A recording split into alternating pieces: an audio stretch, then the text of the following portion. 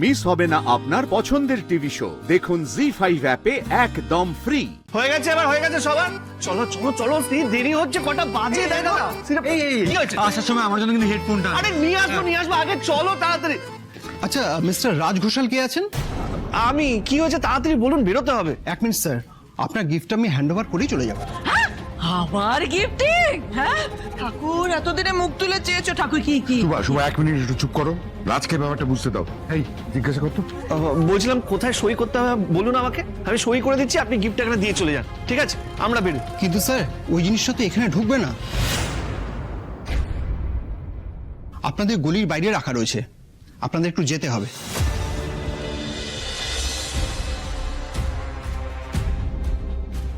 হ্যাঁ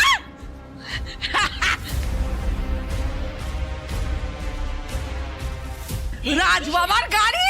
হ্যাঁ, এই, একদম হাত দিবি না, হাত ছাড়া, হাত ছাড়া, হাত ছাড়া। সারাদিন সব নোংরা নিয়ে কাজ করে, তারপর আমার রাজ বাবার গাড়িতে হাত দিয়ে গাড়িটা কি নোংরা করে দিবি নাকি? পাড়া সব গরিব মানুষগুলো কি মূল্য জানে?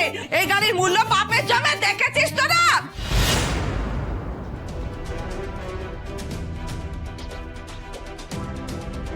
বাবা সুভাদি, তোমার তো লটারি লেগে গেল গো। দাদা বলছিলাম এই গাড়িটা সত্যি সত্যি আমার জন্য পাঠানো হয়েছে? কোথাও কোনো ভুল হচ্ছে না তো? না স্যার, কোনো ভুল হয়নি। বিপাশা ম্যাডাম নিজে আপনার ঠিকানা বলেছেন, সব ডিটেলস চেক করেছেন। এই গাড়ি আপনার জন্যই, আর এই নিন চাবি।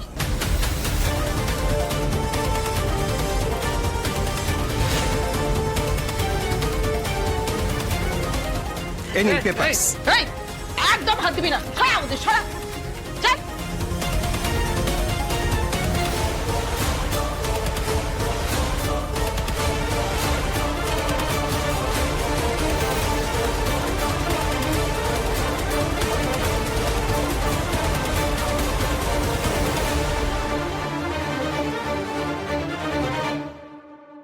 আমি ওনাকে চিনতে ভুল করছি না, ওনার মাথায় কিছু একটা চলছে। এখন যদি আমি রাজকে বোঝাতে চাই, রাজ রেগে যাবে, কিন্তু কি করি আমি? এতক্ষণে নিশ্চয়ই শ্রীও গাড়িটা দেখে ফেলেছে। ও বুঝে গেছে কার সাথে ওর টক্কর হতে চলেছে।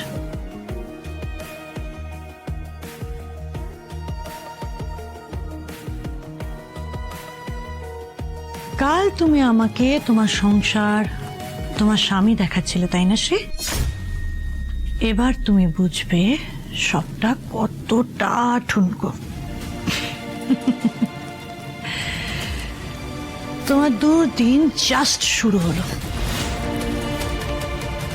আমি তোমার কাছ থেকে একটু একটু করি তোমার স্বামী, তোমার সংসার, তোমার পায়ের তলার মাটি ছিনিয়ে নেব। আমি যদি এখন রাজের জন্য চুপ করে যাই, তাহলে তো আমার রাজেরই ক্ষতি হবে।